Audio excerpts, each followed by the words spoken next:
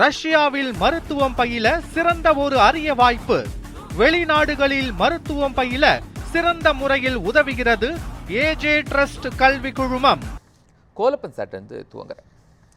எம்ஜிஆர் லெகசியை முடிவுக்கு கொண்டு வர முதலமைச்சர் விஜய் முயற்சி அப்படிங்கிற இன்பதுரை எம்பியின் ஸ்டேட்மெண்ட் எப்படி பார்க்குறீங்க? அதான் இப்போதான் தெரியுதா எம்ஜிஆர் எம்ஜிஆரோட அரசியல் என்னங்கிறது இப்போதான் அவர் இன்பத்துறைக்கு தெரியுதா, இல்லை இந்த 2026க்கு முன்னாடி 24 தோல்விக்கு பிறகு அவருக்கு தெரியலையா எம்ஜிஆர் அரசியலை? எம்ஜிஆர் அரசியலை மோடி பேசும்போது எம்ஜிஆரை பற்றி போடும்போது எம்ஜிஆரோட ரசிகர்களெல்லாம் ஈர்க்கும்போது தெரியலையா அந்த எம்ஜிஆரோட ரசிகர்களெல்லாம் ஈர்க்கிறாங்க, அதுக்கு முக்கியத்துவம் கொடுக்குறாங்க. ஒரு பாரத பிரதமராக இருந்தால் கூட எம்ஜிஆருக்கு முக்கியத்துவம் கொடுக்குறாங்க. அப்போ எம்ஜிஆர் தான் இதுக்கு முக்கியம்.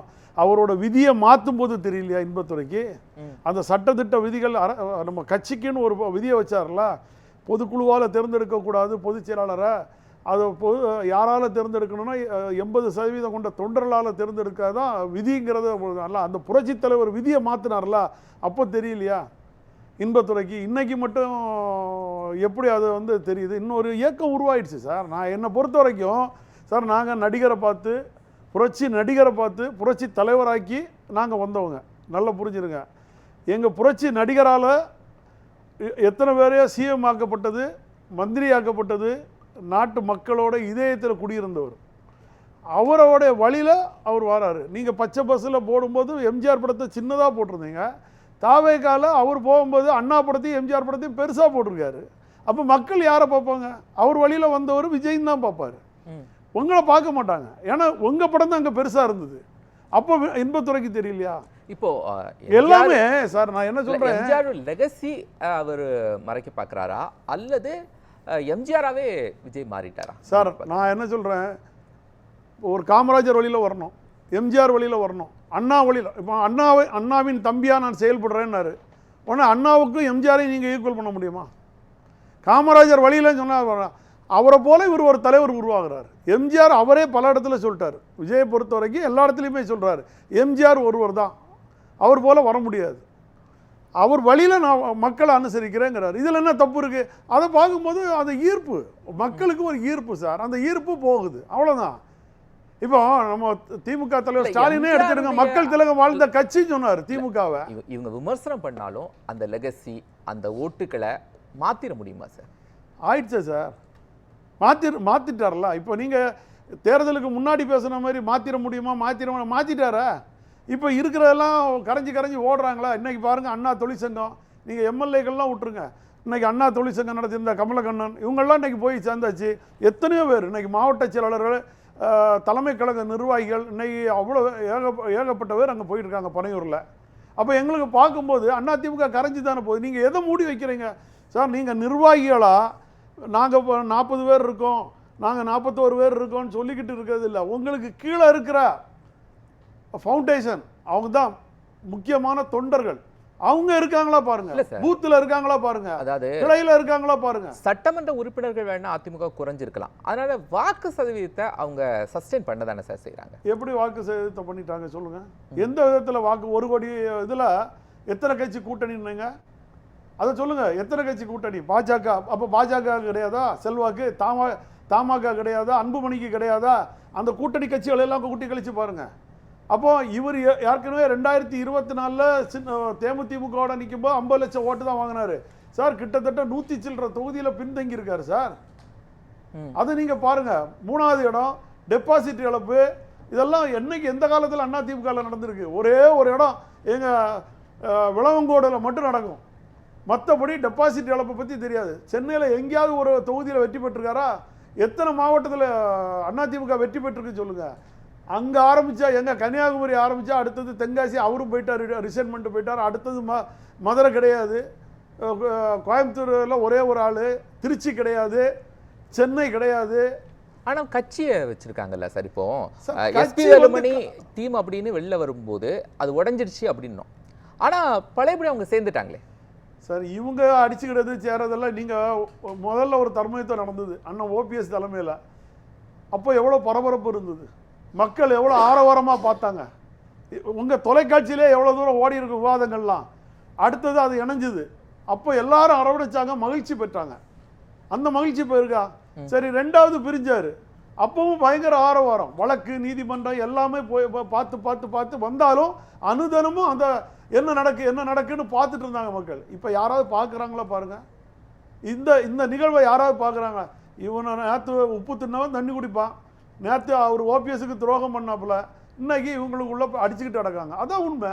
எல்லாருக்கும் துரோகம் சார். நீங்கள் உங்களுக்கு கட்சி கொடுத்த அந்த ஒரு முதல்வர் பதவியை கொடுத்த அந்த அம்மாவுக்கும் துரோகம், உங்களுக்கு 4 ஆண்டு காலம் பதவிக்கு கை கொடுத்த ஆனால் ஓபிஎஸ்க்கும் துரோகம், இது உங்களை தட்டி கொடுத்து வளர்த்த அந்த மோடி இருக்காரு அவருக்கும் துரோகம் பண்ணீங்க. 2024 கூட்டணின்னு சொல்லிட்டு போயிட்டு திரும்பி வெளியில் வந்துட்டீங்க.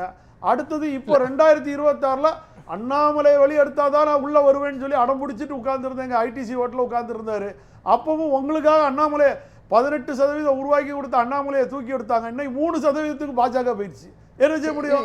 அப்புறம் என்ன காரணம் நினைக்கிறீங்க நாஞ்சில் குலப்பன்? என்ன காரணம் சார் இதுக்கு? என்ன காரணம் சார்? காரணம் வந்து நான் தான் முதல்வராக இருந்தால் நான் தான், எதிர்க்கட்சி தலைவராக இருந்தாலும் நான் தான், பொதுச் செயலாளராக இருந்தாலும் நான் தான், சட்டமன்ற குழு தலைவராக இருந்தாலும் நான் தான், அனைத்தும் நான் தான். அந்தங்கிற ஒரே அகம்பாவம், ஆணவம், அதான் உச்சத்தில் இருக்கிறது தான்.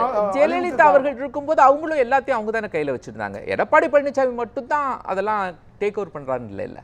ஆமா சார், அவர் தான் சார் பண்ணிட்டு இருக்காரு. இல்ல, ஜெயலலிதா இருக்கும் போதும் அவங்க தான் முதலமைச்சரா இருந்தாங்க, பொதுச் செயலாளர் பண்ணாங்க சார். அம்மாவோட தலைமை ஒன்றா இருக்கணும். தலைமைங்கிறது சார் அம்மாவோட கஷ்டம் தெரியுமா சார்? புரட்சி தலைவர் இறந்த அன்னைக்கு அம்மாவை அந்த ஊர்தியில இருந்து மிதிச்சு வெளியே தள்ளுனாங்க, கீழே விழுந்தாங்க. அதுக்கு பிறகு மீண்டும் எழும்பி வந்தாங்க, பீனிக்ஸ் பறவை போல வெளியில வந்தாங்க. திமுக ஆட்சியில சட்டமன்றத்துக்குள்ள எதிர்க்கட்சி தலைவியா போகும்போது அவங்களோட புடவை முதல் கொண்டு உருவப்பட்டது. இது எல்லாத்துக்கும் உங்களுக்கு தெரியும். தலைவிரி கோலமா வந்தாங்க. மீண்டும் நான் வந்தா தமிழ்நாட்டு முதல்வராக வருவேன்னாங்க. சொல்லி செய்ய முடிஞ்சுதா? 96 தோல்வி பெற்றாங்க, 98 திரும்பி எழும்பி வந்தாங்க. ஒரு வாஜ்பாய் அரசை கவுக்கணும்னு நினைச்சாங்க, கவுத்தாங்க. நல்லா புரிஞ்சிருங்க. அது சென்ட்ரல் அடுத்த பிரதமர் யாருன்னு நியமிக்கிற இடத்துக்கு போனாங்க சார். அடுத்தது 2001 ஆட்சிக்கு வந்தாங்க. நீங்க எல்லா கட்சியிலுமே கட்சியினுடைய தலைமை, முதலமைச்சர் வேட்பாளர், அந்த கட்சி எதிர்கட்சியா வரும்போது எதிர்கட்சி தலைவர் எல்லாம் ஒரே ஆள் தானே இருக்காங்க. எந்த கட்சி தேர்ந்தெடுக்கல சார்? நீங்க நல்லா புரிஞ்சிருங்க. புரட்சி தலைவரையும் புரட்சி தலைவி அம்மா அவர்களையும் மக்களால் தேர்ந்தெடுக்கப்பட்ட தலைவர். இல்ல, நான் என்ன கேக்குறேன், இப்ப 47 எம்எல்ஏ வந்தாங்கல்ல, இப்ப 47 எம்எல்ஏயும் பண்ணக்கூடாது. இல்ல, இந்த இப்ப 47 எம்எல்ஏயும் எடப்பாடி பழனிசாமி பிரச்சாரம் செஞ்சு தானே கிடைச்சது சார். இவர் பிரச்சாரம் இல்ல சார், அதை ரெட்டையில சின்னத்தை ஒதுக்கி வச்சுட்டு பேச சொல்லுக்கலாம்.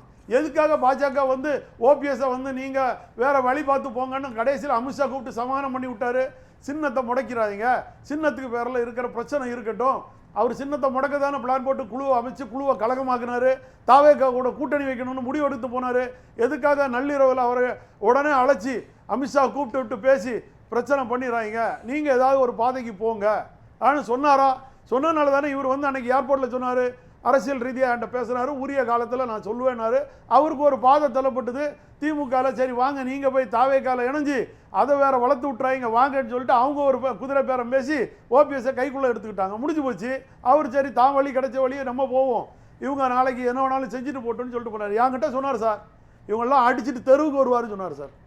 நான் கேட்கும்போது ஓபிஎஸ் அண்ணா என்கிட்ட சொன்ன வார்த்தை என்கிட்ட சொல்றேன், என் தாய்மையை சத்தியமா சொல்றேன். ஓபிஎஸ் அண்ணா என்கிட்ட சொன்னாரு, பார்த்துட்டே இருங்க, இந்த தேர்தல் முடிஞ்ச பிறகு அடிச்சுட்டு தெருவுக்கு வருவாங்கன்னாங்க. அதே உண்மை இன்னைக்கு நடந்துட்டு இருக்கு சார். அப்போ அவர் கணிச்சிட்டாரு. 2026 முன்னாடியே அமித்ஷா வீட்டுக்கு போயிட்டு வந்தோன்னா நான் அவர்கிட்ட உட்லண்ட்ஸ் ஹோட்டலில் வச்சு பேசும்போது சொல்லும்போது அவர் வந்து சொல்றாரு, முடியாதுங்க, நம்ம கூட்டணி வைப்போம்னா திமுகவில் கூட்டிட்டு போனார். அவர் அதுக்குள்ள அங்கே கட்சியில் இணைக்க சொல்லி பெரிய நிர்பந்தம், சேகர் பாபு காலிலே கடத்தி கொண்டு போய் உட்கார வச்சு பல பிரச்சனைகள் நடந்து போச்சு. அவர் வேற நிர்பந்தம் இல்லாமல் சரி கூட்டணிக்காக இல்லாமல் கட்சியிலே இணைஞ்சிட்டு போயிட்டார் சார். அவர் அதுக்கு மேலே அவரால் சொல்ல முடியாத ஒரு மனிதர். அவர் அதை பட்டுக்கிட்டார். இன்னைக்கு அவர் ஒரு எம்எல்ஏ போய் உட்கார்ந்துக்கிட்டார்.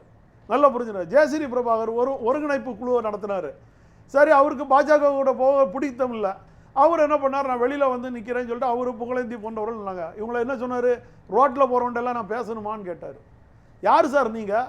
2011 போகிறதா நீங்கள் அமைச்சரே ஆனீங்க. கூவத்தூருக்கு போகிறதா எடப்பாடி பழனிசாமி யாருங்கிறதே வெளியில் தெரியும். அது கூவத்தூரோட ரகசியத்தை வெளியே உடைச்சு தான் நீங்கள் இப்படி விழுந்தாரு, அந்த அம்மா காலில் விழுந்தாரு அப்படின்னு சொன்னாங்க. இன்னைக்கு நீங்கள் என்ன பண்ணுறீங்க? 2026 நீங்க கார்பெட் சொல்லுவீங்க, அவர் பால்டாயில் சொல்லுவாரு. இந்த கார்பெட் பால்டாயில் சேர்ந்து தமிழ்நாட்டில் ஒரு ஆட்சி நடத்தணும்னு சொன்னா அப்ப இவங்க வெளியில போகாம என்ன செய்வாங்க? பேசுவோம் சார். நாஞ்சில் குலப்பன், அதாவது மக்கள் விருப்பப்பட்டு தான், அதாவது மக்கள் விருப்பப்பட்டு ஒரு தாவேக ஆட்சி தமிழகத்தில் அமைச்சிட்டாங்க சார். அது இன்னைக்கு அந்த 108ஆம் நம்பர் பலரின் முகங்களை கிழித்தெறியுது. அது உண்மை, அது மக்கள் எல்லாரும் ரசிக்கிறாங்க. பாத்தியா, இவர் இப்படி நடக்காரு, இவர் இப்படி போறாரு, இவங்க இப்படி ஓடிட்டு இருக்காங்க, இவங்க இந்த மாதிரி பார்க்குறாங்க. இதில் யார் உண்மை யார் பொய்ங்கிறது எல்லாமே தெரிஞ்சிருச்சு. இப்போ அவர் சொன்ன போல அண்ணாமலை ஒரு தீபசக்தின்னு, அந்த தீபசக்தியே சேலம் மாவட்ட எடப்பாடியில் வந்து எனக்கு பிரச்சாரம் பண்ண வராதுன்னு சொன்னார். அதனால தான் அவர் 98,000 ஓட்டு வாங்கினார். மற்ற கொங்கு ஃபுல்லாக தோத்து போச்சுன்னு நான் நினைக்கிறேன். ஏன்னா எனக்கு அண்ணாமலை தீபசக்தி, நான் பார்த்தீங்களா பேசுகிற வராரு பார்த்தீங்களா, அவர் கருத்து பேசும்போது நான் பேசாமல் இருக்கிறேன். அவருக்கு ஏன் துடிக்குதுன்னு தெரிய மாட்டேங்குது. அப்போ நாங்கள் என்ன சொல்கிறோம், அந்த தீபசக்தி ஏன்னா மக்கள் விருப்பப்படாத காரணம் என்னன்னா, அவர் தான் சொன்னார், நான் அந்த வார்த்தை சொல்ல விடல, தற்குறின்னது. உங்க சம்பந்தக்காரங்க இப்போ பீகார்லையும் ஒரிசார்லையும் எத்தனை கோடிக்கு சேர்த்து வச்சுருக்காங்க, இடி வரப்போகுதுன்னு சொன்னது நாங்கள் சொல்லலை. தீபசக்தி அண்ணாமலை சொல்லிக்கிட்டு அவரே முதலமைச்சராக கேட்டு கொங்கு மாவட்டத்துக்குள்ளே போனோன்னா அவர் எங்கெல்லாம் பிரச்சாரம் பண்ணாரோ அவ்வளோ இடமும் தோல்வி ஆகி போச்சு அண்ணாமலைக்கு. நல்லா புரிஞ்சுருங்க. சேலத்து எடப்பாடிக்கு மட்டும் எடப்பாடி சொன்னார் என் தொகுதிக்கு வராதுன்னாரு. அண்ணாமலை அங்கே போகாதனால தான் விசில் சின்னத்தை அவர் உருவிட்டு 98,000 ஓட்டு வாங்கினார். இன்னைக்கு இத்தனை பேர் சொல்கிறீங்களா சார், இங்கே போயிட்டாங்க அங்கே போயிட்டாங்க, இங்கே 4 பேரை தூக்கிட்டாங்கன்னு திமுக பாஜக பாட்டாளி மக்கள் கட்சி அத்தனை பேர் கொதிக்கிறீங்களா? ஒரு எடப்பாடி தொகுதியில் விசில் சின்னத்தை எடுத்தார, அப்போ யாராவது இதுக்கு கண்டனம் தெரிவிச்சீங்களா? யாராவது ஏதாவது பயில் சொன்னீங்களா? ஏங்க அவர் தான் செஞ்சாருங்கிறத தாவேகா தலைவர் அழுத்த திருத்தமா சொல்றாரு. சொல்லலாம் சொல்லி யாராவது சொன்னாங்களா? செய்திருக்காங்கிறது தெரியுமா தெரியாதா? எல்லாருக்கும் தெரியும் சார். அந்த அவர் கணவனுக்கும் அந்த விசில் சின்னம் போயிட்டு, ஏன்னா 2 பேருக்குமே நல்லா புரிஞ்சிருங்க, 2 பேருக்குமே அந்த இழப்பு வந்துருச்சு. அவர் இன்னும் 3வது ஒருத்தரை போட்டு தொலைக்காட்சி இதாக பண்றாரு. அவர் தானே சொன்னாரு கடைசியில், தாவேகா தலைவர் தானே சொன்னாரு என் விசில் சின்னத்தை திருடிட்டாரு, அதை எடப்பாடி தொகுதியை விட்டு வெளியில வந்து நிற்க முடியாதுன்னு. அதுவே பெரிய பாதிப்பு. 234 தொகுதி ராயபுரத்தில் இவர் நம்ம அண்ணன் தோக்கிற ஜெயக்குமார் அண்ணன் டெபாசிட் இழக்கிற கதையா? யாரு இழந்தாரு? இதெல்லாம் காரணம் எடப்பாடி பழனிசாமி தன்னை மட்டும் காப்பாத்திறதுக்காக பாட்டாளி மக்கள் கட்சிக்கு கூப்பிட்டு வச்சு சீட்டை கொடுக்கவும், 10.5% கொடுக்கவும், அதுக்கு பிறகு திரும்பி எம்பி சீட்டை கொடுக்கவும், இப்படி பலதரப்பட்ட வேலைகள் செஞ்சாங்க.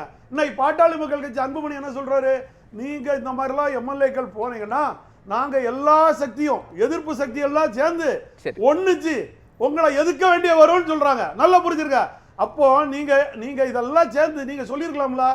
எங்களுடைய கருத்து இதெல்லாம் மக்கள் வேடிக்கை பாக்குறாங்க சார். நான் வந்து யாருக்கா பேசல, இன்னைக்கு மக்கள் நடுநிலையோட பேசுறேன், நடுநிலையோட பாக்குறேன். இன்னைக்கு அதான் ஒரே ஒரு வரி, சேலம் மாவட்டத்தில் அதிமுக அதிகமா ஜெயிச்சுதா, வேற எந்த மாவட்டத்தில் அதை விட அதிகமா ஜெயிச்சுது? சரி சுஷில், அப்போ ஒரு விசில் அமுச்சு வச்சுட்டு சேலம் மாவட்டம் பூரா ஜெயிச்சுட்டாரா?